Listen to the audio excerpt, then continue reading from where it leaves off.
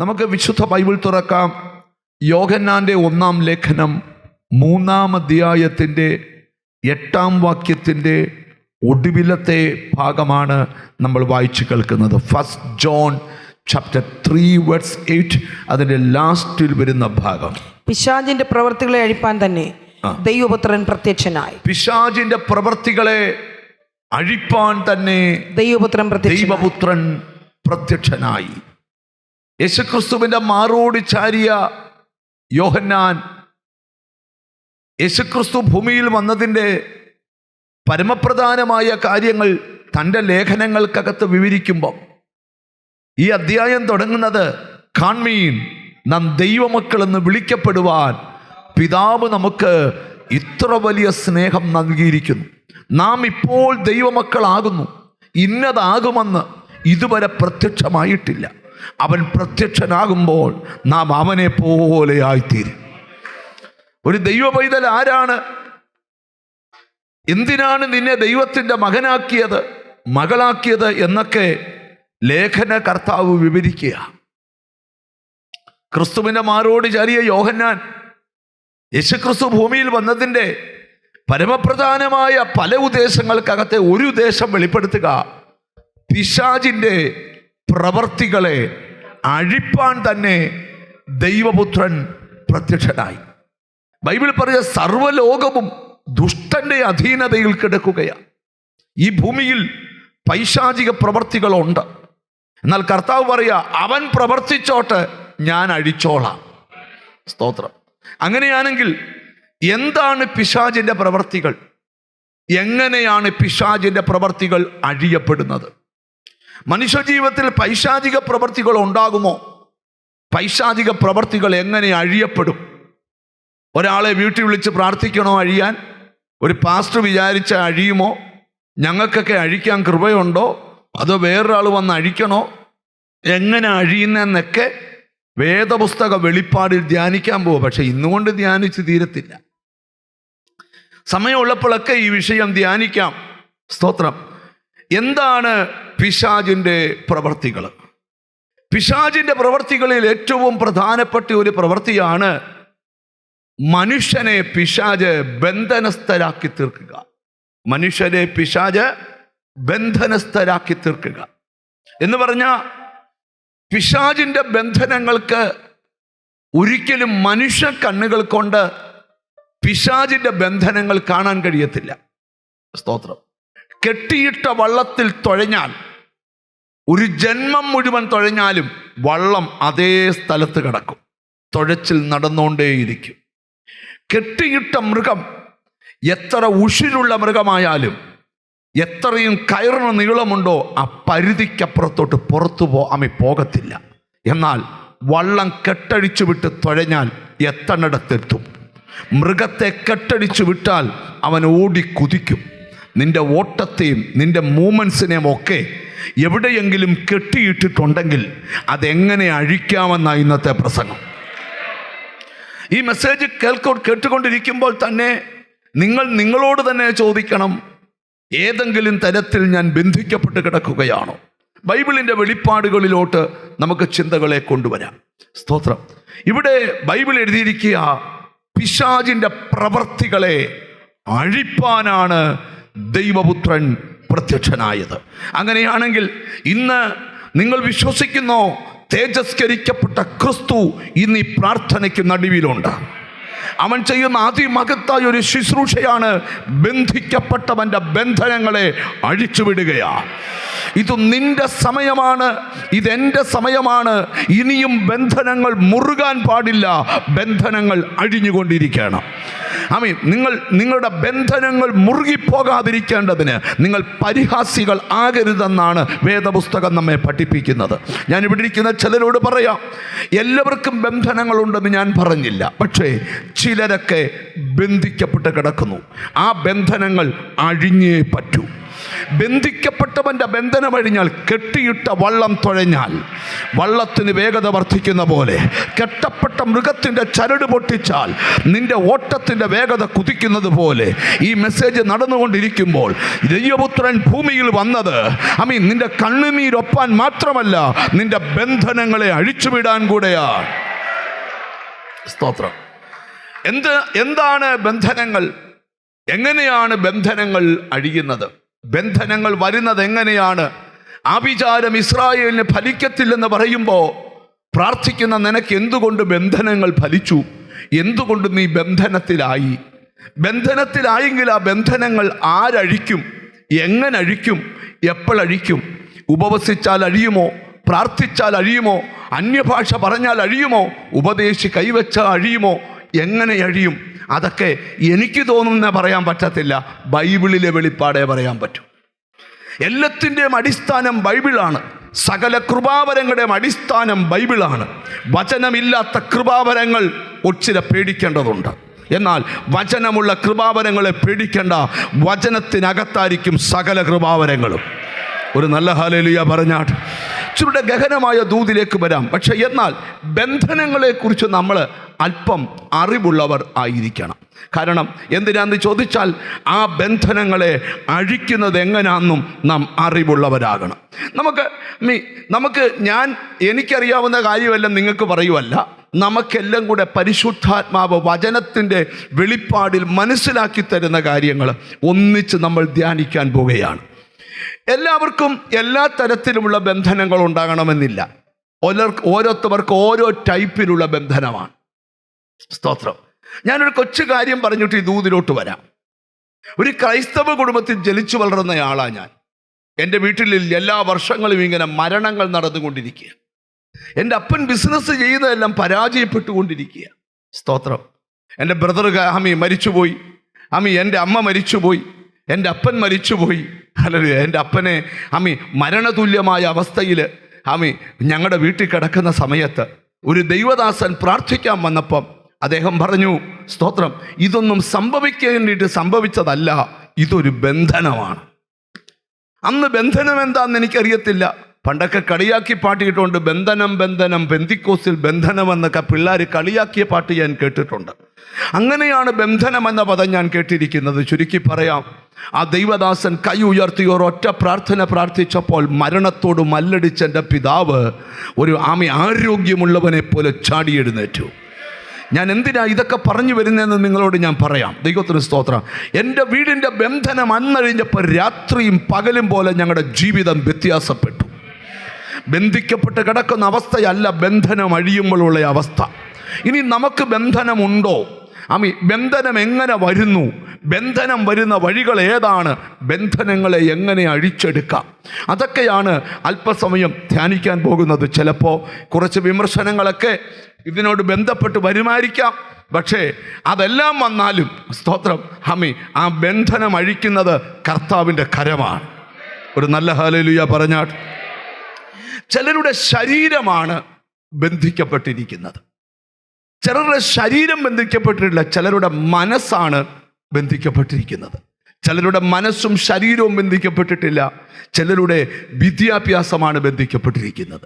ചിലരുടെ മനസ്സും ശരീരവും വിദ്യാഭ്യാസവും ബന്ധിക്കപ്പെട്ടിട്ടില്ല, ചിലരുടെ ബുദ്ധിമണ്ഡലമാണ് ബന്ധിക്കപ്പെട്ടിരിക്കുന്നത്. ഇനി ചിലരുടെ ബുദ്ധിമണ്ഡലം മാത്രമല്ല ബന്ധിക്കപ്പെട്ട്, ചിലരിൽ അസാധാരണ കഴിവുണ്ട്, പക്ഷേ അത് ബന്ധിക്കപ്പെട്ട് കിടക്കുക. വേറെ ചിലരുടെ ഭാവി ബന്ധിക്കപ്പെട്ടിരിക്കുന്നു, ചിലരുടെ കുടുംബജീവിതം ബന്ധിക്കപ്പെട്ടിരിക്കുന്നു, ചിലരുടെ സാമ്പത്തിക നില ബന്ധിക്കപ്പെട്ടിരിക്കുന്നു. ഒന്നുകൂടെ പറഞ്ഞു നിർത്താം, ചിലരുടെ ആത്മീക ജീവിതം ബന്ധിക്കപ്പെട്ടിരിക്കുന്നു. ഈ ബന്ധനങ്ങളുടെ എല്ലാം പിറകിൽ ആരാണ്? രണ്ട് ശക്തികളെ ഈ ബന്ധനങ്ങളുടെ പുറകിലുള്ളൂ. ഒന്ന് മനുഷ്യകരവും പിശാചിന്റെ കരവും. ഈ രണ്ടു കരങ്ങൾ കോർത്തിണക്കുമ്പോഴാണ് ഒരുവനിലേക്ക് ബന്ധനം വന്നു കയറുന്നത്.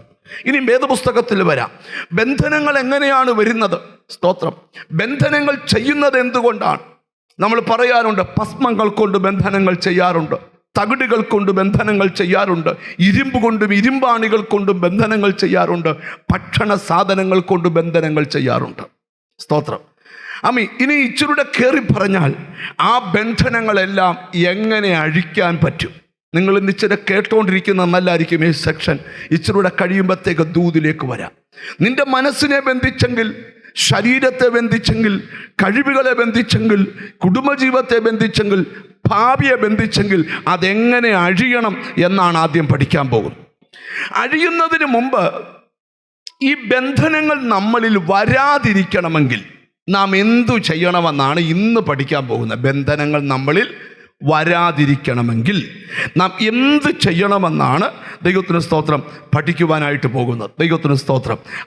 വന്നതിനെ അഴിക്കുന്നത് എങ്ങനെയാണെന്ന് പറയാം. ഇന്നത്തെ ശുശ്രൂഷയുടെ നടുവിൽ കർത്താവ് പല ബന്ധനങ്ങളെയും അഴിക്കും. അതിൻ്റെ അർത്ഥം എന്താ? ഇന്ന് ഈ ദൂത് പറയാൻ കാരണം, ഇനിയും ഒരു ദിവസം പോലും നീ ബന്ധിക്കപ്പെട്ട് കിടക്കാൻ ദൈവം ആഗ്രഹിക്കുന്നില്ല. ഇനി ഒരു ദിവസം പോലും നീ ഇതേ അവസ്ഥയിൽ നീ പോകുവാൻ ദൈവം ആഗ്രഹിക്കുന്നില്ല. നിന്റെ ബുദ്ധി മണ്ഡലത്തിൽ, ഓർമ്മ മണ്ഡലത്തിൽ, വിദ്യാഭ്യാസ മണ്ഡലത്തിൽ, സ്തോത്രം, ഭാവി മണ്ഡലത്തിൽ, കുടുംബജീവിതത്തിൻ്റെ മണ്ഡലത്തിൽ ഒക്കെ ഒക്കെ ഒക്കെ വിടുവിക്കുന്നവൻ്റെ കരം നിന്റെ സമ്പത്തിനെ ബന്ധിച്ചെങ്കിൽ, നിന്റെ ആരോഗ്യത്തെ thank you holy spirit, thank you holy spirit. തിരിച്ചറിഞ്ഞ് ദൈവത്തിനോട് സ്തോത്രം ചെയ്താട്ട് ഞാൻ ഒരു കൊച്ചു കാര്യം നിങ്ങളോട് പറയാം. ഒരിക്കലൊരു ചെറുപ്പക്കാരനെ പ്രാർത്ഥിക്കാനായിട്ട് എൻ്റെ അടുക്കൽ കൊണ്ടുവന്നു. സുന്ദരനായ ഒരു ചെറുപ്പക്കാരൻ. അവൻ്റെ അപ്പനും അമ്മയും അവൻ്റെ പെങ്ങളും കൂടെ പ്രാർത്ഥിക്കാൻ അവർ 4 പേര് എൻ്റെ പ്രാർത്ഥനാ മുറിക്കകത്ത് വന്നു. അവർ പാലക്കാട് നിന്ന് എൻ്റെ ഒരു സ്നേഹിതൻ പറഞ്ഞിട്ട് സ്തോത്രം ആ മകനെയും കൊണ്ട് പ്രാർത്ഥിക്കാൻ വന്നതാണ്. ആ മകനെയും കൊണ്ട് പ്രാർത്ഥിക്കാൻ വന്നപ്പോൾ ഞാൻ അവനോട് ചോദിച്ചു, മോനെ പേരെന്തുവാ? അവനവൻ്റെ പേര് പറഞ്ഞു. പിന്നെ അവനെല്ലാം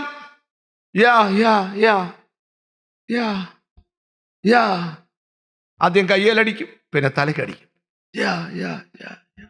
ഞാൻ ചോദിച്ചു, എത്ര നാളായി ഈ കൈക്കടിക്കും തലയടിയൊക്കെ തുടങ്ങിയിട്ട്?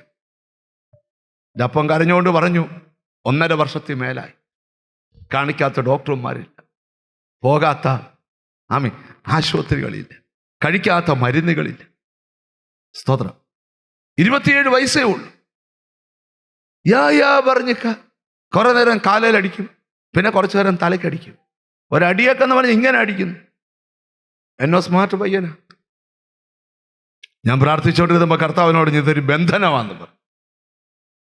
സ്തോത്രം. ഹല്ലേലൂയ. ചുരുക്കി പറയാം, ബന്ധനം അഴിഞ്ഞത് എങ്ങനെയാണെന്ന് ഞാനിപ്പോൾ പറയുന്നില്ല. ബന്ധനം അഴിഞ്ഞു എന്ന ഭാഗത്ത് വരുമ്പം പറയാം. ദൈവം അവൻ്റെ ബന്ധനത്തെ അഴിച്ചു. അവൻ്റെ തലക്കടി നിന്നു, കയ്യടി നിന്നു. ജീസസ് സകല അവസ്ഥയെ മാറി. അവൻ്റെ വിദ്യാഭ്യാസം അവൻ തുടർന്നു. അവൻ വിവാഹിതനായി. ഇന്നവന് കുഞ്ഞുങ്ങളും ഉണ്ട്. പക്ഷെ 1.5 വർഷം ബന്ധിക്കപ്പെട്ട വർഷമായിരുന്നു. വേദപുസ്തകം അനുസരിച്ച് ബന്ധനം എത്ര വരെ നീളം? കഴിഞ്ഞ 18 വർഷമായി സാത്താൻ ബന്ധിച്ചിരിക്കുക. അപ്പം 18 കൊല്ലം വരെ വേണേലും എന്ത് ചെയ്യാം? ഇച്ചിരൂടെ കയറി പറഞ്ഞാൽ 38 കൊല്ലം വരെ വേണേലും ബന്ധിച്ചിടാം. 38 കൊല്ലം എന്ന് പറഞ്ഞാൽ എന്തുവാ? ഒരു ആയുസ്സിന്റെ 3/4 ഭാഗവും. ഹല്ലേലൂയ. അത് വേദപുസ്തക വെളിപ്പാടാ പറയും. കാലപ്പഴക്കം ചെന്ന ബന്ധനങ്ങളെ സ്തോത്രം ഇന്ന് ദൈവത്തിന് അഴിക്കാൻ ആഗ്രഹമുണ്ട്. നിന്റെ സഹകരണം ഇവിടെ ആവശ്യമാണ്. നിന്റെ പ്രാർത്ഥന ഇവിടെ ആവശ്യമാണ്. ഇന്നിവിടെ ഇരിക്കുന്ന ചിലരോട് നിന്റെ ജോലിയിലെ തടസ്സം, കുടുംബത്തിലെ തടസ്സം, ആ പ്രതിബന്ധത്തെ അഴിക്കാൻ കർത്താവിന് ആഗ്രഹമുണ്ട്. ഇനി ബന്ധനങ്ങൾ എങ്ങനെയാണ് വരുന്നത് എന്നാണ് നമ്മൾ ഇന്ന് പഠിക്കാനായിട്ട് പോകുന്നത്. സ്തോത്രം. എഫെസ്യ ലേഖനം 4-ാം അധ്യായം 27-ാം വാക്യം. ഞാൻ അതൊന്നും വായിക്കണമെന്നില്ല, വായിക്കേണ്ട വാക്യങ്ങൾ മാത്രം ഞാൻ പറഞ്ഞു തരാം. അവിടെ പൗലോസ്ലീഹ 3-ാം സ്വർഗം വരെ പോയ പൗലോസ്ലീഹ പറയുക, പിശാചിന് ഇടം കൊടുക്കരുത്. നമ്മുടെ ലൈഫിൽ എന്ത് ചെയ്യാൻ പാടില്ല? സാത്താന് ഇടം കൊടുക്കാൻ പാടില്ല. സ്തോത്രം. എങ്ങനെയാണ് പിശാചിന് ഇടം കൊടുക്കുന്നത്? സാത്താന് പ്രവർത്തിക്കാനുള്ള വഴി നമ്മുടെ കുടുംബത്തിൽ ഉണ്ടാകരുത്, നിന്റെ പേഴ്സണൽ ലൈഫിൽ ഉണ്ടാകരുത്. കാരണം പിശാചിന് ഇടം കൊടുത്താൽ അവൻ പ്രവർത്തിക്കും. ഈ കൊരിന്ത്യർക്ക് പൗലോസ് ലേഖനം എഴുതിയപ്പം കൊരിന്തിലെ സഭയോട്, ഒരു കൃപാവരത്തിനും കുറവില്ലാത്ത സഭയോട് പൗലോസ് പറയുകയാണ്, സാത്താൻ നമ്മെ തോൽപ്പിക്കരുത്. അവൻ്റെ തന്ത്രങ്ങളെ നീ എപ്പോഴും തോറ്റ് നിൽക്കരുത്, നീ ജയിച്ചു നിൽക്കണം. ഒന്ന് അടുത്തിരിക്കുന്ന ആളത്തോട് പറയാം, എപ്പോഴും ജയിച്ചു നിൽക്കണമെന്ന് പറ. ഓ ഹല്ലേലൂയ. എന്നോട് ദൈവത്തിൻ്റെ ആത്മാവ് പറയാ, തോറ്റ ചിലർക്ക് ഈ ദിവസങ്ങളിൽ ജയിച്ചേ പറ്റൂ. അവിടെ എനിക്ക് ആരാ നിന്നെ തോൽപ്പിക്കുന്നത്? പിശാച്, സാത്താൻ നിന്നെ തോൽപ്പിക്കരുത്. എങ്ങനെയാ തോൽപ്പിക്കുന്നതെന്ന് എഴുതിയിട്ടുണ്ട്. അവൻ്റെ തന്ത്രങ്ങളിലൂടെയാണ് അവൻ എന്ത് ചെയ്യുന്നത്? നമ്മളെ തോൽപ്പിക്കുന്നത്. നിന്റെ വീട്ടിൽ യുദ്ധമൊന്നും അടിച്ചു വിടത്തില്ല, ചെറിയൊരു തന്ത്രം, അത് നിന്റെ വീട്ടിൽ കിടന്ന് പൊട്ടിത്തെറിച്ച് നിന്റെ ജീവിതം പരാജയപ്പെടുത്തി കളയും. ഹല്ലേലൂയ. ഞാൻ ഇന്ന് ഇവിടെ ഇരിക്കുന്ന ചിലരോട് പറയാ, നിന്നെ സാത്താൻ തോൽപ്പിക്കാൻ ശ്രമിക്കുന്നുണ്ട്, നീ തോക്കരുത്. ഇങ്ങനെയൊക്കെ ചെയ്യാതിരിക്കണേ എന്ത് ചെയ്യണം? ഈ സ്തോത്രം, എഫെസ്യ ലേഖനം 6-ാം അധ്യായത്തിൽ പൗലോസ് ഒരു കാര്യം പഠിപ്പിക്കുന്നുണ്ട്. പിശാചിൻ്റെ തന്ത്രങ്ങളോട് എതിർത്ത് നിൽക്കണം. പിശാചിൻ്റെ അപ്പം തോൽപ്പിക്കാൻ വരുന്ന തന്ത്രങ്ങളിലൂടെയാണ്. പക്ഷേ ആ തന്ത്രത്തോട് നിങ്ങൾ, എഫെസ്യ ലേഖനം 6:11 ആ സ്തോത്രം, ആ തന്ത്രങ്ങളോട് നിങ്ങൾ എന്ത് ചെയ്യണം? എതിർത്ത് നിൽക്കണം. എങ്ങനെയാണ് സാത്താൻ്റെ തന്ത്രങ്ങളോട് എതിർത്ത് നിൽക്കുന്നത്? 24 മണിക്കൂറും പോ പിശാചേ എന്ന് പറഞ്ഞുകൊണ്ടിരിക്കണമെന്നല്ല. ഞാനൊരാളോട് പ്രാർത്ഥിക്കാൻ ഇരുന്നപ്പം മുതൽ ശാസിക്കുക. ഇങ്ങോട്ട് നോക്കി ശാസിക്കും, ഇങ്ങോട്ട് നോക്കി ശാസിക്കും. ഞാൻ അവസാനം എണ്ണി 49 ശാസന 24 മിനിറ്റിനകത്ത് നടത്തി.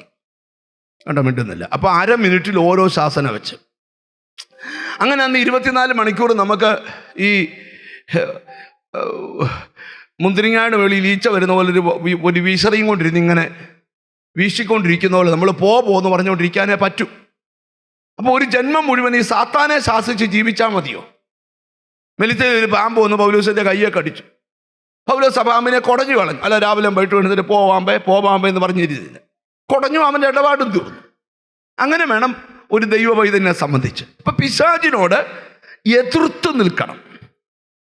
എങ്ങനെയാണ് സാത്താനോട് എതിർത്ത് നിൽക്കേണ്ടതെന്നാണ് നമ്മൾ ഇന്ന് ധ്യാനിക്കാനായിട്ട് പോകുന്നത്. ഞാനൊരു കാര്യം പറയാം, നീ തോറ്റ പലയിടത്തും നീ ജയിച്ചേ പറ്റൂ. ഒന്നുകൂടെ പറയാം, നിന്നെ തോപ്പിച്ച ചിലയിടത്ത് നീ ജയിച്ചേ പറ്റൂ. എത്ര പേർ വിശ്വസിക്കുന്നുണ്ട്? ഈ തോക്കുന്നത് ആർക്കെങ്കിലും ഇഷ്ടമാണോ? ആണോ? ഒരാൾ ബിസിനസ് ചെയ്ത് തോറ്റുപോയി, എന്നാൽ എല്ലാവർക്കും ഓരോ ലഡു കൊടുത്തേക്കാൻ കൊടുക്കുമോ? പറ. 8-ാം ക്ലാസ്സിൽ കുഞ്ഞ് തോറ്റുപോയി. സഭയിലുള്ള എല്ലാവർക്കും 2500 ലഡു. എന്തിനാ? മുംബൈ ലഡു ഇപ്പം കേക്ക് ആക്കാം. 2500 പീസ് കേക്ക്. എന്തോ പറ്റി? എൻ്റെ കുഞ്ഞ് തോറ്റുപോയി പറയുമോ? 6 ആഴ്ച സഭായോഗത്തിന് വരത്തില്ല. ജയിച്ചാലോ വാതുക്കൽ ഇന്ന് വരെ ചിരിക്കാത്ത ചിരിയുമായിട്ട് ഒരു ലഡുമായിട്ട് വാതുക്കൽ നിൽക്കുക. എന്നാ മുഴുവൻ A+. കിട്ടിയ വരയിൽ ലഡു കൊടുത്തിട്ടില്ല, ഇപ്രാവശ്യം കൊടുക്കണം. അപ്പം നിങ്ങൾ ശ്രദ്ധിച്ചിട്ടെ. അപ്പം തോക്കുന്നത് ആർക്കും. ഇനി ഞങ്ങൾ ഉപദേശിമാരുടെ കാര്യം, ഞങ്ങൾ പറയും ഞങ്ങൾ കൈവച്ചപ്പോൾ ഭൂതം വിട്ടുപോയി. ഞങ്ങൾ കൈവച്ചിട്ട് പോകാത്ത എത്ര ഭൂതമുണ്ട്? മിണ്ടുന്നില്ല, ഇല്ലേ? ഉണ്ട്. 25 ഭൂതത്തിന് മേൽ കൈവച്ചു. 10 പോയില്ലെങ്കിൽ ആ പോയ 15 കഥ ഞങ്ങൾ നാട് മുഴുവൻ പറയും. തോറ്റ കാര്യം പറയത്തില്ല. പഠിക്കുന്ന കുട്ടിക്കും പ്രസംഗിക്കുന്ന ഉപദേശിക്കും തോൽവി ഇഷ്ടമല്ല, ദൈവത്തിന് ഒട്ടും ഇഷ്ടമല്ല. അതുകൊണ്ട് കൊരിന്തിലെ സഭയോട് പറയുക, സാത്താൻ നിങ്ങളെ തോൽപ്പിക്കരുത്. അവൻ തോൽപ്പിക്കുന്നത് എങ്ങനെയാണെന്നറിയാമോ? നിന്റെ വീട്ടിൽ ബോംബിട്ടല്ല, ചെറിയ ചെറിയ തന്ത്രം മടഞ്ഞിടും. നിന്റെ കുഞ്ഞിൻ്റെ മനസ്സിൽ തന്ത്രം മടഞ്ഞിടും. നിന്റെ വീടിനകത്ത് തന്ത്രങ്ങൾ മടഞ്ഞിടും. എന്തിനാ? നിന്റെ കുടുംബത്തിൽ തോൽവി വരുത്താൻ. എന്നാൽ നീ തോക്കരുത്, നീ ജയിക്കുന്നവനായി തീരണം. നമുക്ക് ബൈബിളിലോട്ട് സാത്താൻ എങ്ങനെയാണ് നമ്മുടെ ജീവിതത്തിൽ തോൽവി കൊണ്ടുവരുന്നത് എന്നാണ് ധ്യാനിക്കാൻ പോകുന്നത്.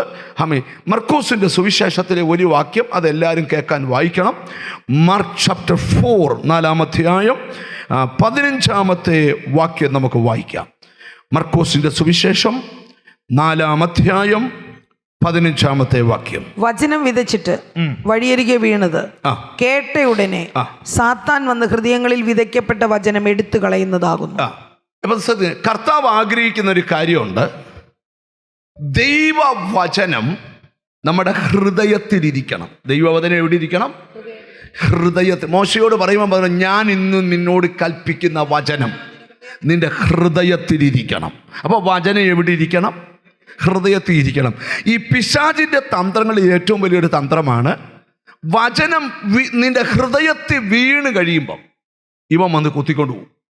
ചിലർ പറയത്തില്ലയോ, ചിലർക്ക് പറയും ബ്രദറെ എല്ലാത്തിനും എനിക്ക് കഴിവാണ്, പക്ഷേ ബൈബിള് മാത്രം എനിക്കങ്ങോട്ട് എൻ്റെ മനസ്സ് നിൽക്കത്തില്ല. ഇപ്പോഴും ബ്രദറെ ചെങ്കടൽ മുറിച്ചത് യോശുവയാന്നാ ഞാൻ മനസ്സിലാക്കി വെക്കുന്നത്. അവിടെ മിണ്ടുന്നില്ലല്ലോ. ചെങ്കടൽ മുറിച്ച യോശുവയാന്നോ? നിങ്ങളേം പോയോ? അല്ല, ആരാ? കണ്ടോ, അതിനിടയ്ക്ക് ഒരാൾ ആമീനും പറഞ്ഞു. അപ്പൊ നിങ്ങളൊന്ന് ശ്രദ്ധിച്ച് കേൾക്കണം. ഇവിടെ പഞ്ചായത്തിലെ മുഴുവൻ നുണയും മെമ്മറി നിൽക്കുന്നുണ്ട്. 10 വർഷം മുമ്പ് അവൻ പാല് വാങ്ങിക്കാൻ വന്നപ്പോൾ എന്നോട് ചെയ്തത് ഞാൻ മറക്കത്തില്ലെന്ന് പറയുമ്പോഴും ഇപ്പോഴും യോശുവയുടെ പുസ്തകം 1-ാം അധ്യായം 3-ാം വാക്യം അറിയത്തില്ല. വചനം മാത്രം മെമ്മറി നിൽക്കുന്നില്ല, ബാക്കി എല്ലാം ഓർമ്മയിലുണ്ട്. സ്തോത്രം. ചിലർ ഇന്നാളെ ഒരാളിനോട് പറഞ്ഞു, എൻ്റെ ബ്രദറെ എൻ്റെ കുട്ടിക്കാലം ഞാൻ ഓർക്കുക. സ്തോത്രം. ഞങ്ങൾ സ്തോത്രം പറങ്കാവയെ കയറിയതും പേരെ കയറിയതും പേരെ ഒടിച്ചുകൊണ്ട് താഴെ വീണതും അന്ന് കാലൊടിഞ്ഞതും കമ്പ് വെച്ച് കെട്ടിയതും ഒക്കെ എല്ലാം വിവരിച്ചു. എല്ലാം പറഞ്ഞിട്ട് ഞാൻ ചോദിച്ചു, കഴിഞ്ഞ ആഴ്ച പാസ്റ്റർ എന്തുവാ പ്രസംഗിച്ച്? അതങ്ങോട്ട് എന്താ പ്രശ്നം? പിശാചിൻ്റെ ഒരു വലിയ തന്ത്രം. ചില കണ്ടില്ലേ യോഗത്തിന് വന്ന് അടിപൊളിയായിട്ടിരുന്ന് ഉറങ്ങുന്നേ. അവർ പറഞ്ഞ ബ്രദറെ വീട്ടിൽ ഇരുന്ന് ഒട്ടും ഉറങ്ങാൻ പറ്റത്തില്ല. യോഗത്തിന് വന്നാൽ പിന്നെ ഞങ്ങൾ ഒരു വചനം ഉണ്ടല്ലോ, നീയോ മകനെ ഉറങ്ങി ആശ്വസിച്ചു, അതുകൊണ്ടാണ് ഞങ്ങൾ മിണ്ടാത്തെ. നിങ്ങൾ ശ്രദ്ധിക്കണം. അങ്ങനെയല്ല, ചിലർ ഈയിടെ ഒരു ഫാമിലി വളരെ ക്ലോസ് ആണേ. അവർ പറയുക, പാസ്റ്ററെ അച്ഛൻ ഈയിടെ വചനം നെഞ്ചത്ത് വെച്ചാ ഉറങ്ങുന്നതെന്ന് പറഞ്ഞു. അച്ഛൻ വചനം നെഞ്ചത്ത് വെച്ചാ? ദൈവമേ, പല വചനം കൈപ്പിടിച്ചോണ്ടിരിക്കുന്നതെന്ന് ഞാൻ കേട്ടിട്ടുണ്ട്, നെഞ്ചത്ത് വെച്ച് ഉറങ്ങുന്നത്. അപ്പം ഞാൻ ചോദിച്ചു, അച്ചായോ ഈയിടെ വചനമൊക്കെ? പാസ്റ്റർ അതൊന്നുമല്ല പാസ്റ്ററെ, എന്ത് ചെയ്തിട്ട് ഉറക്കം വരുന്നില്ല, ഉറക്ക ഗുളിക കഴിച്ചിട്ട് ഉറക്കം വരുന്നില്ല. പക്ഷെ സ്വാഭാവിക കിടന്ന് ബൈബിൾ ഇച്ചിരി നേരം വായിക്കാമെങ്കിൽ പിന്നെ അത് വെക്കാൻ പോയ ഉറക്കം വരുന്നതുകൊണ്ട് അത് നെഞ്ചത്തോട്ട് നൂർത്ത് വെച്ചോണ്ട് കിടന്ന് രാവിലെ ഭാര്യ കാപ്പിക്ക് വരുമ്പോൾ ആദ്യം ബൈബിൾ എടുത്ത് മാറ്റും. കണ്ടോ, ഉറക്ക ഗുളിക മാറ്റാനൊന്നും അല്ല ഈ ബൈബിള്. ഇച്ചിരൂടെ ഗഹനമായിട്ട് ഞാൻ മനസ്സിലോട്ട് നിങ്ങളുടെ ചിന്തകളെ കൊണ്ടുവരട്ടെ. അപ്പോൾ വചനം നമ്മുടെ അകത്തുനിന്ന് ഒരിക്കലും മാറരുത്. സാത്താൻ്റെ വലിയ പരിപാടിയാണ് വചനം നമ്മളിൽ നിന്ന് എടുത്തുകൊണ്ട് പോവുക. ഹല്ലേലൂയ. ഇന്ന് നിങ്ങളുടെ അകത്ത് ആ വചനം നിറഞ്ഞു നിൽക്കണം. ഒരു നല്ല ഹല്ലേലൂയ പറഞ്ഞാൽ ഞാൻ നിങ്ങളോട് പറയാം, ഒരു ഫ്ലൈറ്റ് ലാൻഡ് ചെയ്യണമെങ്കിൽ ഒരു എയർപോർട്ടിലെ റൺവേ വേണം. ഒരു ട്രെയിൻ ഓടണമെങ്കിൽ ഒരു റെയിൽവേ ട്രാക്ക് വേണം. ഒരു കാർ ഓടണമെങ്കിൽ റോഡ് വേണം. ദൈവത്തിന് പ്രവർത്തിക്കണമെങ്കിൽ നിന്റെ അകത്ത് വേട് വേണം. വചനം വേണം നിന്റെ അകത്ത്. വചനത്തിലൂടെ ആ വിടുതൽ വ്യാപരിക്കുന്നേ, വചനത്തിലൂടെ അഭിഷേകം വ്യാപരിക്കുന്നേ, വചനത്തിലൂടെ സൗഖ്യം വ്യാപരിക്കുന്നേ, വചനത്തിലൂടെ കെട്ടുകൾ അഴിയുന്നത്. മനസ്സിലാകുന്നവർക്കായി സ്തോത്രം ചെയ്യുക. അപ്പൊ സാത്താന്റെ പരിപാടിയാണ് നമ്മുടെ ഹൃദയത്തിൽ വീണ വചനത്തെ എന്ത് ചെയ്യുക? എടുത്തുകൊണ്ട് പോവുക. ഈയിടെ സ്തോത്രം ശ്രദ്ധിക്കണം, എഞ്ചിനീയറിംഗ് കഴിഞ്ഞ ഒരു സ്റ്റുഡൻ്റ് എൻ്റെ അടുക്കൽ വന്ന് പറഞ്ഞു, പാസ്റ്ററെ ഒരു വാക്യം വായിച്ചിട്ട് ഓർമ്മ നിൽക്കുന്നില്ല. അപ്പം ഞാൻ പറഞ്ഞു, സ്തോത്രം 8ാം ക്ലാസ്സിൽ പഠിച്ച ഒരു പോയം പറഞ്ഞാന്ന് പറഞ്ഞു. ഒരൊറ്റ മിനിറ്റ് കൊണ്ട് ഒറ്റ ശ്വാസത്തിൽ ചൊല്ലി. ഞാൻ പറഞ്ഞു, സ്തോത്രം എഞ്ചിനീയറിംഗ് പഠിച്ച ഒരു പാസേജ് പറഞ്ഞു, ഒരൊറ്റ മിനിറ്റ് കൊണ്ട് നിന്ന നിപ്പിൽ ഒരൊറ്റ ഇല്ല മാല ഇങ്ങനെ നൂർത്തിടുന്നത് പോലെ ഒരൊറ്റ പറച്ചിൽ. ഞാൻ പറഞ്ഞു, എന്നാൽ 1-ാം സങ്കീർത്തനം എന്ന് പറഞ്ഞു, ദുഷ്ടന്മാരുടെ ദുഷ്ടന്മാരുടെ ദുഷ്ടന്മാരുടെ ദുഷ്ടന്മാരുടെ. ഞാൻ പറഞ്ഞു, ദുഷ്ടയല്ലല്ലോ, ഇനി പറയണ്ട. ഇങ്ങോട്ട് നോക്ക്, എന്താ പ്രശ്നം? വചനത്തിന് ഹൃദയത്തിൽ സ്ഥാനമില്ല. നിന്റെ ലൈഫിൻ്റെ ഏറ്റവും വലിയ പരാജയം എവിടെയാണെന്നറിയോ? വചനത്തിന് സ്ഥാനമില്ലാത്തതുകൊണ്ടാണ്. വചനത്തിന് സ്ഥാനമില്ലാത്ത പ്രസംഗവും വചനത്തിന് സ്ഥാനമില്ലാത്ത സഭയും വചനത്തിന് സ്ഥാനമില്ലാത്ത വിശ്വാസികളെ വളരെ സൂക്ഷിക്കണം. എന്നാൽ വചനത്തിന് സ്ഥാനമുണ്ടോ അവിടെയാണ് വിടുതലുള്ളത്. നമുക്ക് ബൈബിളിലുള്ള അപ്പൊ സാത്താൻ എന്ത് ചെയ്തു? ഹൃദയത്തിൽ നിന്ന് എന്തോ എടുത്തോണ്ട് പോയി?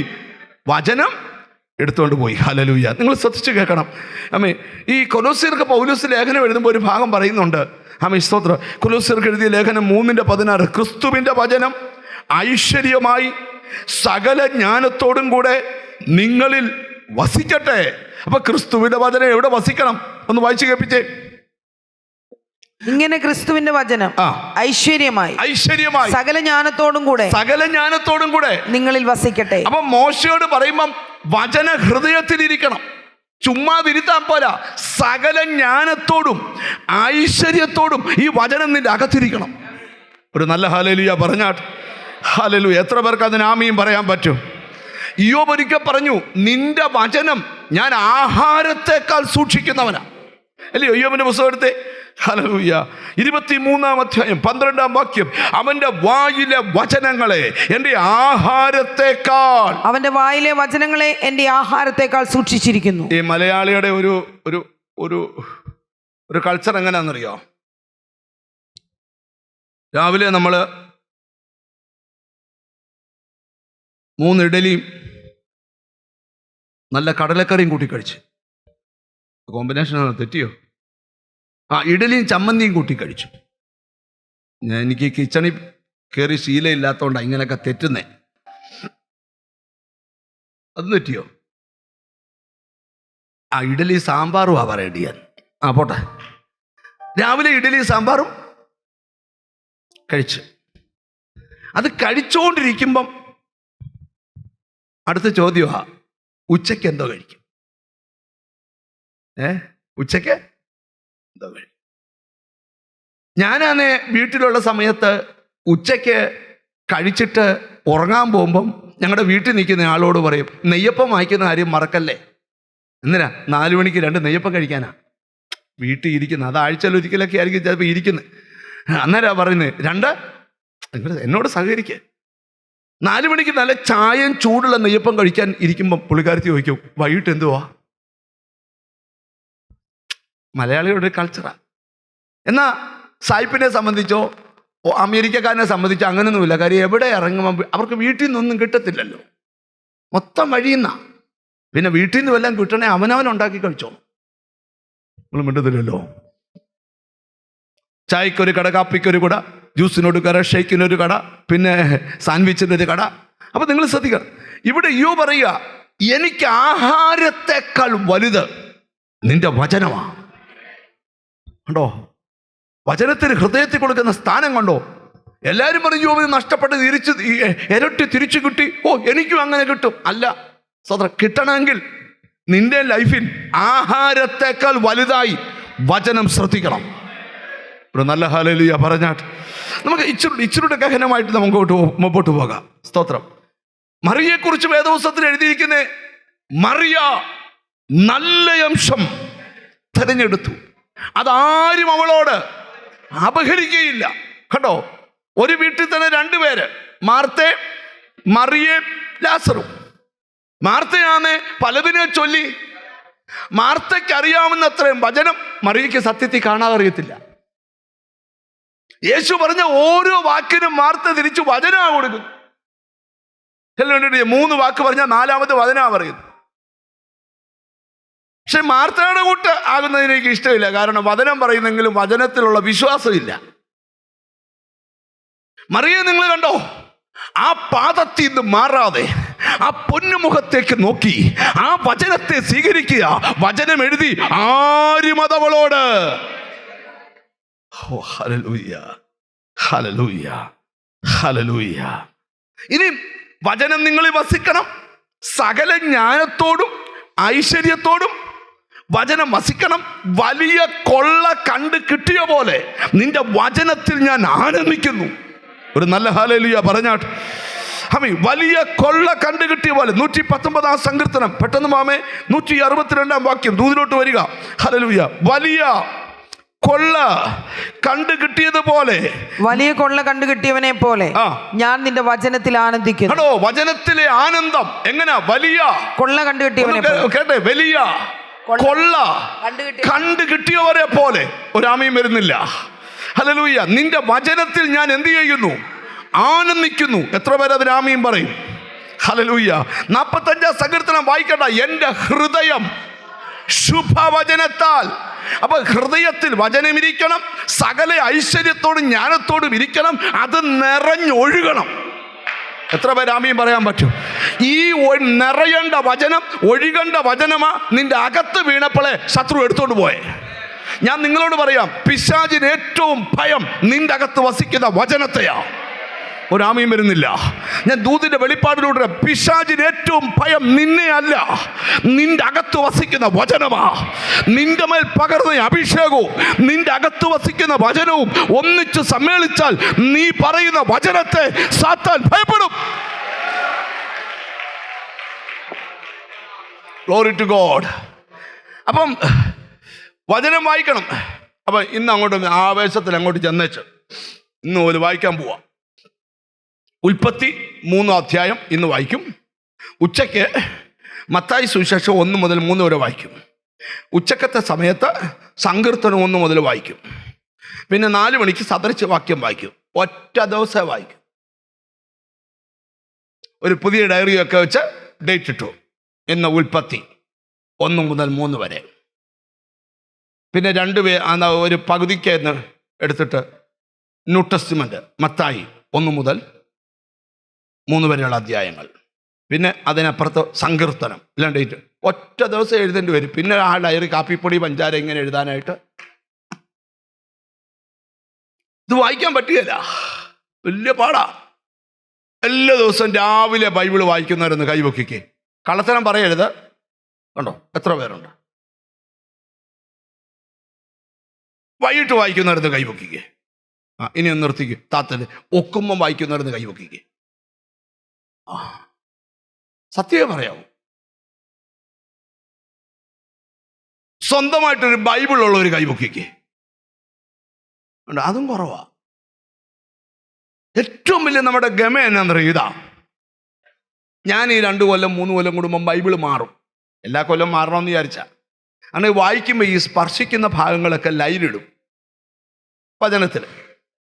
അപ്പം എപ്പോൾ തുറന്നാലും ഈ 3 കൊല്ലം കൂടുമ്പം ഈ ബൈബിൾ മാറുന്നത് എന്തിനാന്ന് ചോദിച്ചാൽ, അല്ലെ പിന്നെ തുറക്കുമ്പം ആ വരച്ചത് മാത്രം വായിച്ചു കളയും. അത് വായിക്കാതിരിക്കാനാ ഇതങ്ങ് മാറ്റിയിട്ട് പുതിയ ഒരെണ്ണം വായിക്കുമ്പം ഇത് വരക്കേണ്ടിയിട്ട് തന്നെ വായിക്കും. വേണമല്ലോ, ചില പോയിട്ട് അടയാളപ്പെടുത്തണമല്ലോ. പ്രസംഗത്തിന് പണിയില്ലയോന്നോ? അയ്യോ, അവർക്കുള്ള എത്രയും പണി. കണ്ണും ഓർമ്മയും ബുദ്ധി ഒന്നും ചുമ്മാ ഇരിക്കാൻ പറ്റത്തില്ല. 24 മണിക്കൂറും വർക്ക് ചെയ്യുക. ഇവിടെ ജോഷിപ്പാഷ് ഞാൻ ജോണിപ്പാഷ് വന്നാൽ അതേലെ ഒരു അറ്റം പിടിച്ചോണ്ട് ഞങ്ങൾ എഴുന്നേക്കും. മിണ്ടുന്നില്ല. നിങ്ങൾ ശ്രദ്ധിച്ച് കേൾക്കണം. ഹല്ലേലൂയ. ഇച്ചിരി ഗഹനമായിട്ട് ഞാൻ നിങ്ങളുടെ മനസ്സിലോട്ട്. അപ്പം ഈ നിങ്ങൾക്കറിയാം, വചനം നമ്മുടെ ഉള്ളിൽ നിറയണം. അത് എങ്ങനെയാണെന്ന് നിങ്ങൾ ശ്രദ്ധിച്ച് കേൾക്കണം. ഇനി ഞാൻ ആ ദൂതിലോട്ട് വരാൻ പോവാ. എൻ്റെ ഹൃദയം ശുഭവചനത്താൽ കവിയുന്നു. ഞാൻ നിങ്ങളോട് പറയാം, രക്ഷ നടക്കുന്നത് ഹൃദയത്തിലാ. ആണോ? ആണോ? ദൈവസ്നേഹം വസിക്കുന്നത് ഹൃദയത്തിലാ. ആണോ? പറ. പരിശുദ്ധാത്മാ വസിക്കുന്നത് ഹൃദയത്തിലാ. ആണോ? ആണോ? വചനം വസിക്കുന്നത് എവിടാ? ഈ ഹൃദയത്തിൽ പാർപ്പിക്കേണ്ട പുള്ളിയുടെ ലിസ്റ്റും ബൈബിളിലുണ്ട്. ഹൃദയത്തിൽ നിന്ന് ഇറക്കി വിടേണ്ട ചേട്ടന്മാരുടെ ലിസ്റ്റും ഉണ്ട്. ഇവിടുത്തെ ഒരു പ്രശ്നം, ഇറക്കേണ്ട പുള്ളികളെ സ്തോത്രം ഇറക്കത്തുമില്ല, കയറ്റേണ്ട പുള്ളികളെ കയറ്റത്തുമില്ല. ഇതാണ് ഇവിടുത്തെ ഒരു പ്രശ്നം. നിങ്ങൾ മിണ്ടുന്നില്ലല്ലോ. ഇപ്പൊ നമ്മൾ പ്രസംഗിക്കുക, എന്നോട് പിണങ്ങൊന്നും ചെയ്യല്ലേ. സിഗരറ്റ് വലിക്കരുത്, കള്ള് കുടിക്കരുത്, മോഷ്ടിക്കരുത്, വ്യഭിചാരം ചെയ്യരുത്, സ്വർഗത്തിൽ പോത്തില്ല. നമ്മൾ പറയും കത്രുമേശ എടുക്കാൻ പോവാ. കള്ള് കുടിക്കുന്നവൻ, മോഷ്ടിക്കുന്നവൻ, വ്യഭിചാരം ചെയ്യുന്നവൻ, കള്ളം പറയുന്നവൻ, ബീഡി വലിക്കുന്നവൻ ആരും തൊട്ടേക്കല്ല. എന്നാൽ അതിൻ്റെ മേളിൽ എഴുതിയിട്ടുണ്ട് പക, പിണക്കം, കോപം, ക്രോധം, ജാരസംഘ. അതും ഈ ലിസ്റ്റിൽ തന്നെയാണ് കിടക്കുന്നത്. അത് നമ്മൾ മൈൻഡ് ചെയ്യല. നുണ പറയാത്തവരെല്ലാം കത്രുമേശത്തേക്ക് എഴുന്നേക്കണമെന്ന് പറഞ്ഞാലോ?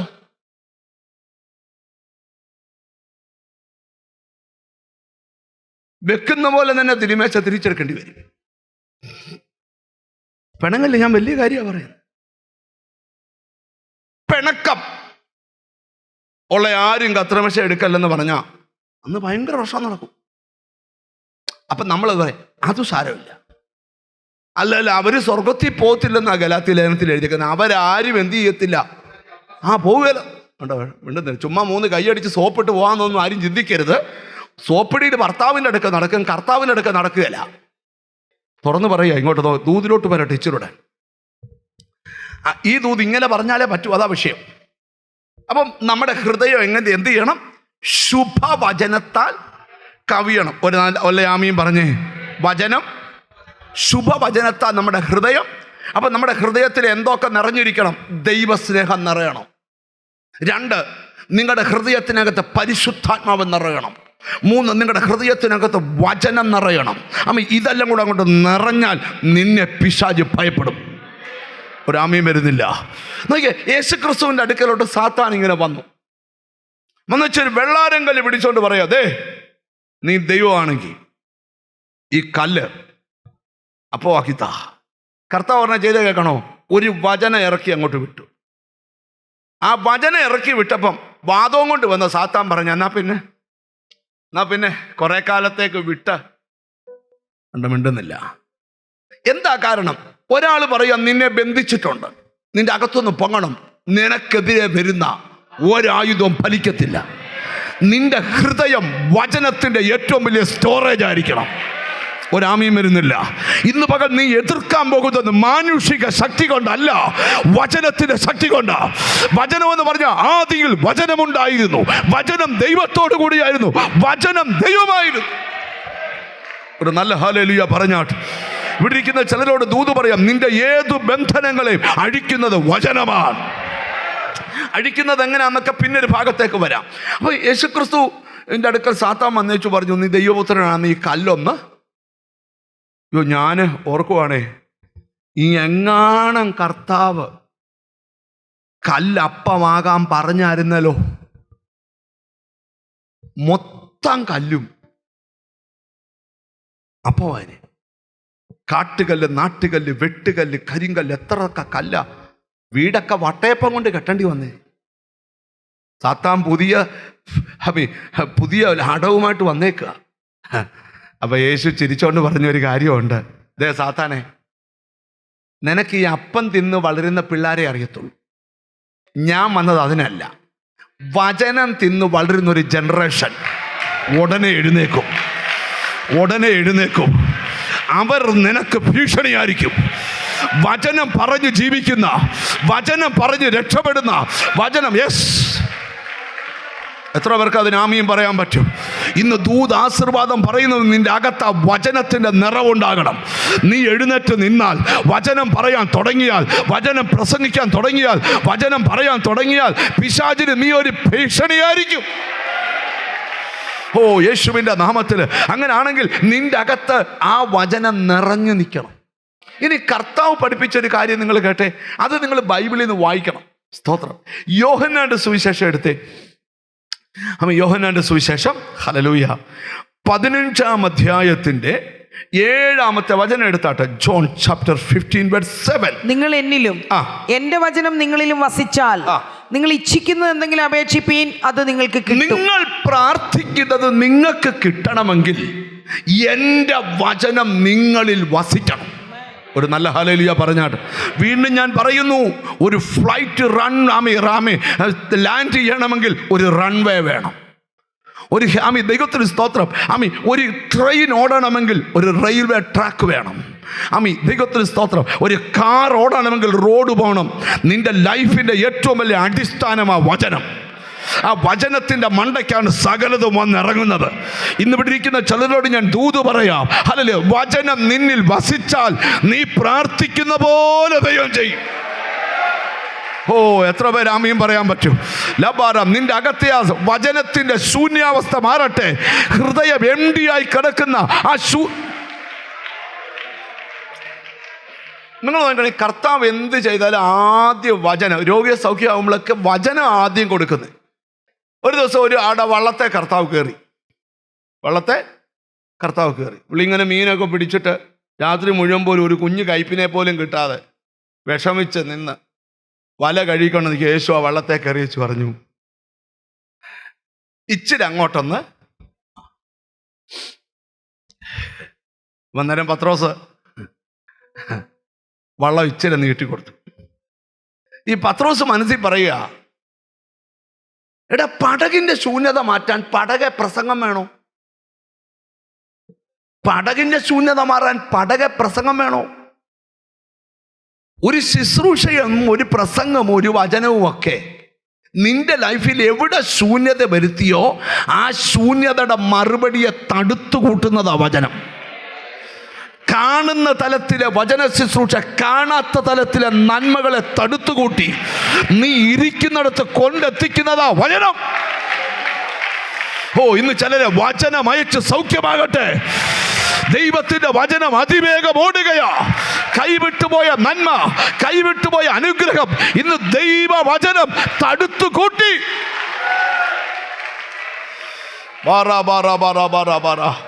ഞാൻ നിങ്ങളോട് പറയാം, എല്ലാത്തിനും നിങ്ങൾ വേദപുസ്തകത്തിൽ ഏത് ഭാഗം പഠിക്കുക, എല്ലാത്തിനും വേണ്ടത് നമ്മുടെ ഉള്ളിൽ വചനം വായിക്കാത്ത ഉപദേശിമാരും വചനം ധ്യാനിക്കാത്ത ഉപദേശിമാരെ ഒന്നും ഒരു കാശിന് കൊള്ളുകയില്ല.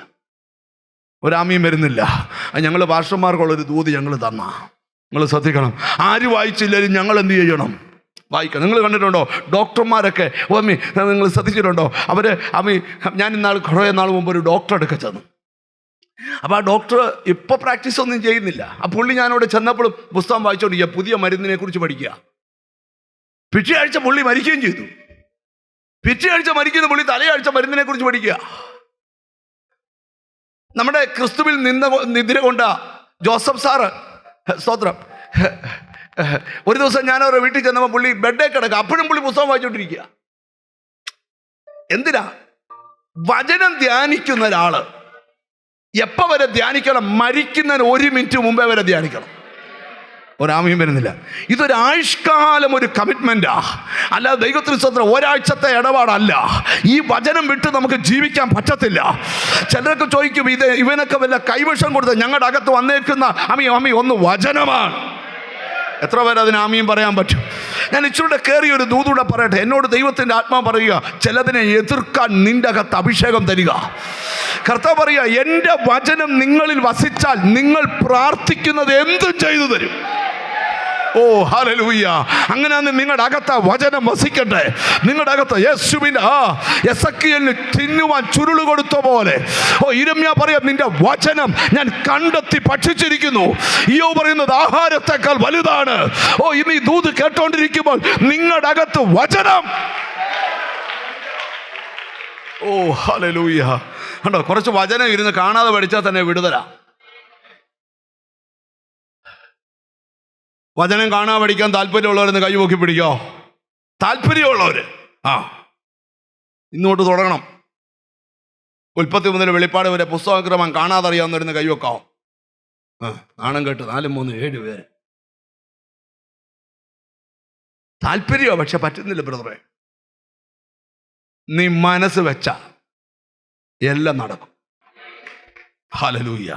ദൂതിലോട്ട് വരിക. അപ്പൊ വചനമുള്ളിൽ ബ്രദറെ വെള്ളം കേൾക്കാമെന്ന് വിചാരിച്ചാ ഞങ്ങൾ വന്നിരിക്കുന്നത്. പക്ഷെ ഇവിടുന്ന് ഇറങ്ങുമ്പോൾ എല്ലാം അങ്ങ് ചേമ്പലപ്പുറത്തെ വെള്ളം പോലെ അങ്ങ് ഒരു ബുക്ക് കൊണ്ടുവരികയില്ല, ഒരു പേന കൊണ്ടുവരികയില്ല, ഒരു ബൈബിള് കൊണ്ടുവരികയില്ല, ഒന്നും വില മെമ്മറി നിൽക്കും. യോഗം കഴിഞ്ഞ് ചോദിക്കും എന്തുവാ നാളെ തൊട്ടൊരു ബുക്കുമായിട്ട് വന്നിരുന്ന് എഴുതിക്കൊണ്ട് അങ്ങിരിക്കണമെന്നല്ല.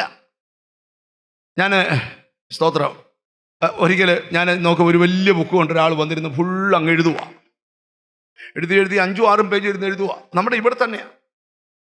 ഒരു ദിവസം എൻ്റെ മുമ്പിൽ കിട്ടിയപ്പോൾ ഞാൻ ചോദിച്ചു, എഴുതിയല്ലോ ഒന്ന് വായിക്കാമെന്ന് ചോദിച്ചു. പറഞ്ഞു വായിക്കാൻ പിടി കിട്ടുന്നില്ല. പിന്നെ തന്നെ എഴുതിയേ. ശ്രദ്ധിച്ച് കേൾക്കണം. നമ്മൾ ഈ അഭിനയം ഒന്നും കർത്താവിൻ്റെ അടുക്ക വില പോകത്തില്ല. നിനക്ക് എന്തുമാത്രം ബുദ്ധിയുണ്ട്, ജ്ഞാനമുണ്ട്, ഇതൊക്കെ ദൈവം തന്നേക്കുന്ന ബുദ്ധി. അപ്പം നിങ്ങൾ പറയും, എൻ്റെ വചനം നിങ്ങളിൽ വസിച്ചുകൊണ്ട് നിങ്ങൾ എന്ത് പ്രാർത്ഥിച്ചാലും നിങ്ങൾക്ക് ലഭിക്കും. ഞാൻ ഇവിടെ ഇരിക്കുന്ന ചിലരോട് പറയുക, പൗലോസ് പറയുക, ഞാൻ കർത്താവിൽ നിന്ന് പ്രാപിക്കുക. എന്താ വചനം? ദൂത് നിങ്ങൾക്ക് തരാൻ പോകുന്നത് മനുഷ്യരിൽ നിന്നുള്ളതല്ല, ദൈവത്തിൽ നിന്നുള്ളതാ. എത്ര പേര് അതിന് ആമയും പറയാൻ പറ്റും? എനിക്കറിയാം ചില വീടുകൾക്കകത്ത് വചനത്താൽ വിടുതൽ നടക്കാൻ പോവുക. നിന്റെ കുടുംബത്തിനകത്ത് കൈവിട്ടു പോയ പല നന്മകളെ വചനം തടുത്തു കൂട്ടിക്കൊണ്ടുവരും. ഇതുവരെ ഇല്ലാത്തൊരു നിറവ്, ഇതുവരെ ഇല്ലാത്തൊരു നിറവ്. എസെക്കിയേലിനെ ഒഴിക്കല്ല, യഹോവയുടെ കൈയെടുത്തൊരു താഴ്വരെ കൊണ്ട് നിർത്തിയാൽ ചോദിച്ചു, ആ ചെതറിക്കിടക്കുന്ന അസ്ഥി ഇസ്രായേൽ മക്കളുടെ ആത്മീകമായ ദൈവത്തിന് സ്തോത്രം പ്രത്യാശയില്ലായ്മയാ കാണിക്കുന്നത്. മനുഷ്യപുത്ര, ഈ അസ്ഥി അവൻ പറഞ്ഞു, യഹോവേ നീ അറിയുന്നെന്ന് പറഞ്ഞു. അവനോട് പറയാ, ഈ അസ്ഥിയോട് വചനം പറ. ചാകാൻ കിടക്കുന്നവനോട് ഞങ്ങൾക്ക് ദൂത് വചന. കല്യാണം കഴിക്കാൻ പോകുന്നതിനോട് ഞങ്ങൾക്ക് പറയാനുള്ള വചന, വഴിവിട്ട നിന്നോട് ഞങ്ങൾക്ക് പറയാനുള്ള വചന. ഇവിടെ ഇരിക്കുന്ന ചിലരോട് ഞാൻ പറയാം, ഞങ്ങൾക്ക് കോമഡി പറയാൻ അറിയത്തില്ല, കുറ്റം പറയാൻ അറിയത്തില്ല, വചനം പറയാൻ അറിയാം. ഞാൻ ഇന്ന് ഇവിടെ ഇരിക്കുന്ന ചിലരോട് ദൂത് പറയാം, നിന്റെ അകത്ത് നിന്നെ വചനത്തിൽ നിന്ന് കുളിപ്പിക്കണം, നിന്നെ വചനം ഇന്ന് കുടിപ്പിക്കണം. ഞാൻ ഇവിടെ ഇരിക്കുന്ന ചിലരോട് ദൂത് പറയുക, നിനക്കെതിരെ വരുന്ന സകല ശരയമ്പുകളെ യേശുവിന്റെ നാമത്തിൽ ചിലരുടെ ബുദ്ധിമണ്ഡലത്തിൽ, ഓർമ്മ മണ്ഡലത്തിൽ ദൈവവചനം സ്ഥാനം പിടിക്കുക. അല്പനേരം യേശുവിന്റെ നാമത്തിൽ ആ വചനത്തിന്റെ ശക്തി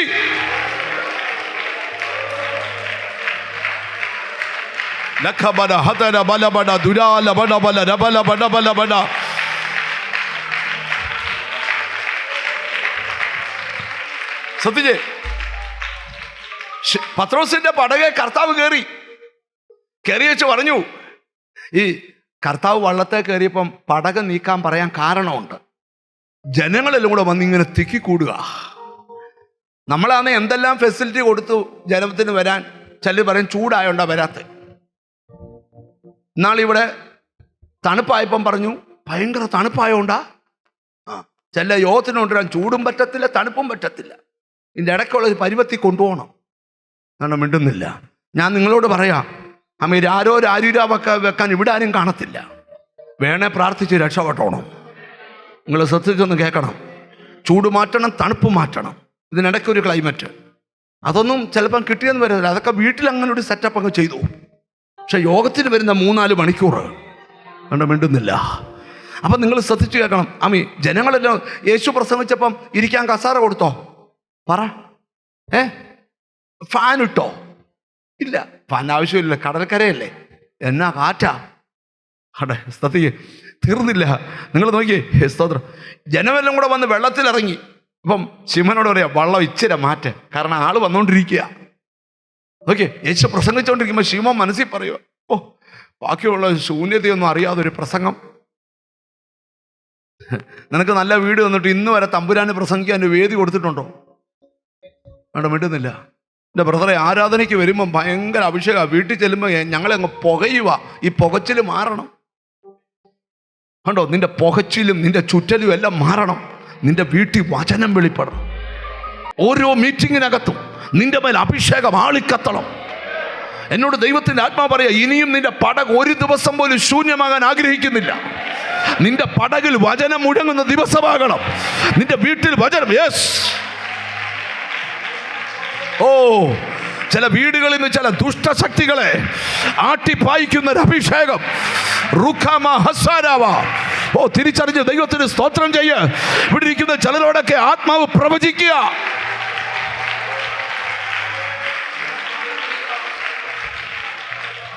ഒറ്റ യോഗം ചൊവ്വേ നിന്റെ വീട്ടിൽ നടന്നാൽ നിന്റെ വീടിന് വിടുതല. അത് വെക്കാൻ സാത്താൻ സമ്മതിക്കുകയില്ല. ഭർത്താവ് ഇടയുമ്പം ഭാര്യ ഇടയും, ഭാര്യ ഇടുമ്പം ഭർത്താവ് ഇടയും. ഇന്നാളെ ഒരു വീട്ടിൽ ഒരാൾ പറഞ്ഞു, ബ്രദർ, എനിക്ക് ഭയങ്കര ഇഷ്ടമുള്ളൊരു പുള്ളിക്കാരൻ എന്നെ കാണാനായിട്ട് വന്നിട്ട് പറഞ്ഞു, ഞങ്ങളുടെ വീട് വരെ ഒന്ന് പ്രാർത്ഥിക്കാൻ വരണം, പക്ഷേ പാസ്റ്റ് മാത്രമേ വരാവൂ. പിന്നെ പോരാൻ നേരത്ത് ആ പാസ്റ്റ് ആ വലിയ സൗണ്ട് ഒന്ന് കുറച്ചേച്ച് പോരണം. വലിയ സൗണ്ട് ഒന്ന് കുറച്ചേച്ച് പോരണം. കാര്യം എന്താണെന്ന് ചോദിച്ചാൽ ചുറ്റുപാടുള്ളവരൊക്കെ അറിയാതെ അവർ പ്രാർത്ഥനയ്ക്ക് വരുന്നു. മോൻ കള്ളു കുടിക്കുന്നത് ഡീസൻ്റാ, പക്ഷെ പ്രാർത്ഥനയ്ക്ക് പോകുന്നെന്ന് പറഞ്ഞാൽ വലിയൊരു അറിഞ്ഞ. അപ്പം ഞാൻ ശ്രദ്ധിക്കണം. ഞാൻ അന്ന് ഒരു സ്ഥലത്ത് പോയിച്ച് വന്നപ്പോൾ ഇവരുടെ വീടിൻ്റെ മുമ്പിൽ കൂടെ വന്നപ്പോൾ ഞാൻ വിളിച്ചു, അച്ഛാ ഈ വഴി ഉണ്ട്, പക്ഷെ ഞങ്ങൾ 5-6 പേരുണ്ട്. പ്രശ്നമാവുമല്ലോ. എൻ്റെ കൂടെ പോയ ആളെ എന്നെക്കാട്ടി ശബ്ദമുള്ള ആളാ. വണ്ടി കൊണ്ട് നിർത്തി പുള്ളി അകത്ത് നിന്നുകൊണ്ട് കൈകൂപ്പി പ്രൈസ് ദി ലോർഡ് എന്ന് പറഞ്ഞപ്പോൾ പുള്ളി പ്രൈസ് ദി ലോർഡ്. ആ നാട് മുഴുവൻ കിടിങ്ങി. അപ്പൊ അപ്പുറത്തെ അച്ഛൻ ഇങ്ങനെ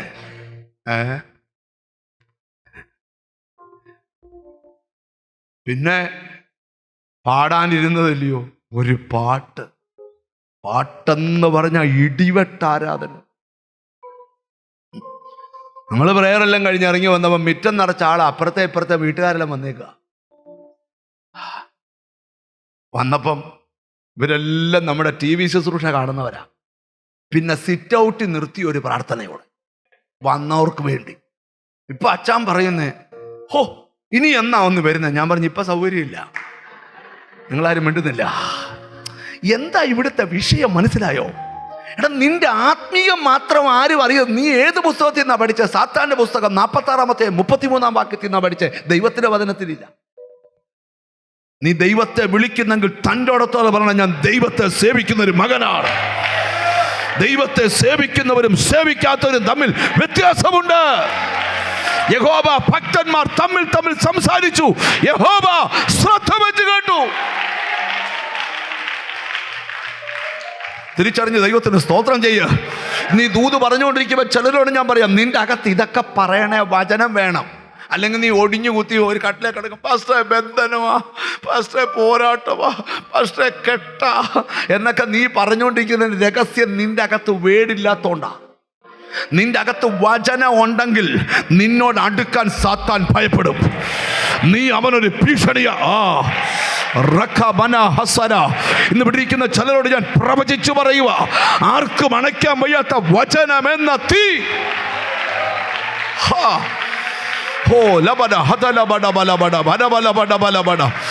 ചില വീടുകൾക്കകത്തെ ശൂന്യതകൾ മാറുന്നു, ചില കുടുംബത്തിനകത്തെ ശൂന്യതകൾ മാറുന്നു, ചില തലമുറയുടെ ശൂന്യതകൾ മാറുന്നു. നിന്റെ വീടിനകത്ത് ഒരു ആരാധന ഉയരാൻ.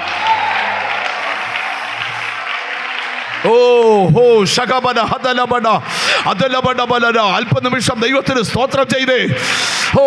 സാത്താനെ നീ ജയിക്കാൻ പോകുകയാ, അവന്റെ തന്ത്രങ്ങളെ ജയിക്കാൻ പോകുകയാ, അവന്റെ ബന്ധനങ്ങളെ അഴിക്കാൻ പോകുകയാ. യെസ്,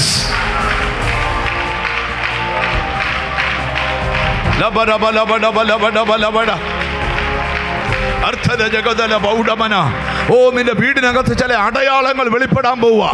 ദൈവത്തെ വിളിക്കുന്ന നിന്റെ കൂടാരത്തിനകത്ത് ചില അടയാളങ്ങൾ വെളിപ്പെടാൻ പോവുക. നിന്നെ പകയ്ക്കുന്നവർ കണ്ടു ലജ്ജിക്കേണ്ടതിന് നന്മയ്ക്കായ ഒരു അടയാളം. നിന്നെ നിന്ദിച്ചവരുടെ മുമ്പിൽ മറുപടി പറയാൻ നിന്നെ പ്രാപ്തനാക്കുന്ന അഭിഷേകം. കണ്ടോ, ചിലരുടെ മേൽ അസാധാരണ അഭിഷേകം വ്യാപരിക്കുക. വചനത്തിന്റെ വെളിപ്പാട്, വചനത്തിന്റെ കൃപ. യെസ്,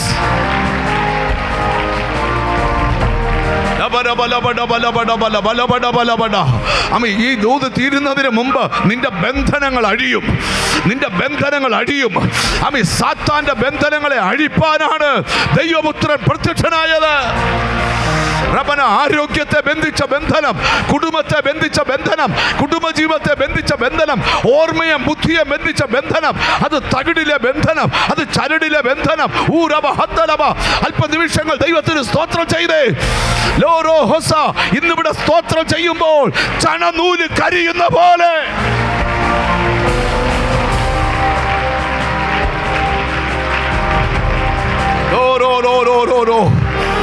യേശുവിന്റെ നാമത്തില് ചില ബന്ധനങ്ങളെ, ചില പോരാട്ടങ്ങളെ വിലക്കി പ്രാർത്ഥിക്കുന്നു. അതിന് കടക്കരുത്, ഇനിയും പോരാടരുത്, എന്റെ ജനത്തെ വിട്ടൊഴിയ.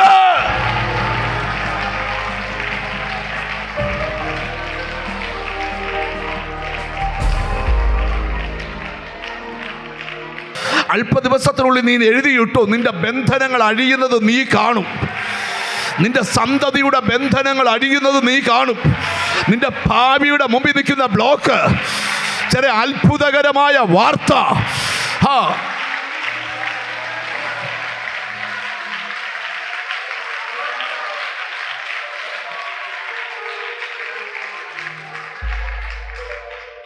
ഇപ്പൊ രാത്രി മുഴുവൻ മീനെ പിടിച്ചിട്ട് ഒരു ചെറിയ മീനെ പോലും കിട്ടിയില്ല. നിങ്ങൾക്കറിയാമോ, ഈ ബന്ധനം എന്ന് പറഞ്ഞാൽ ഇപ്പൊ ഞാൻ ഒരു കൊച്ചു കാര്യം പറയാം.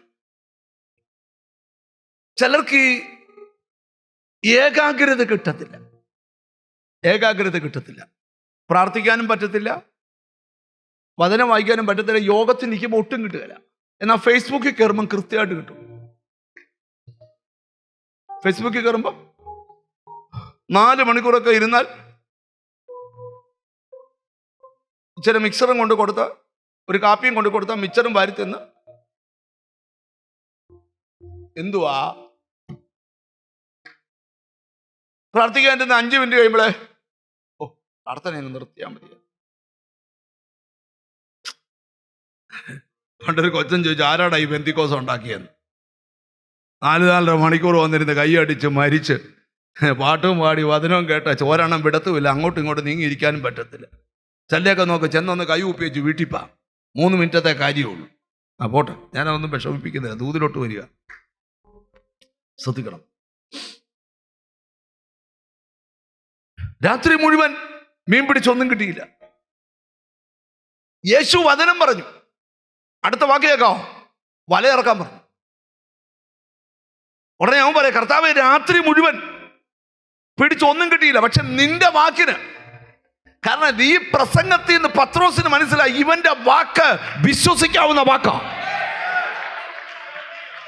വചനം കേട്ടോട് നിന്നോട് പറയാ, ദൈവത്തിന്റെ വാക്ക് വിശ്വസിക്കാവുന്ന വാക്കാ. ലോകത്തിൽ ആരുടെയും വാക്കിനെ വിശ്വസിക്കരുത്, ദൈവത്തിന്റെ വാക്കിനെ വിശ്വസിക്കാം.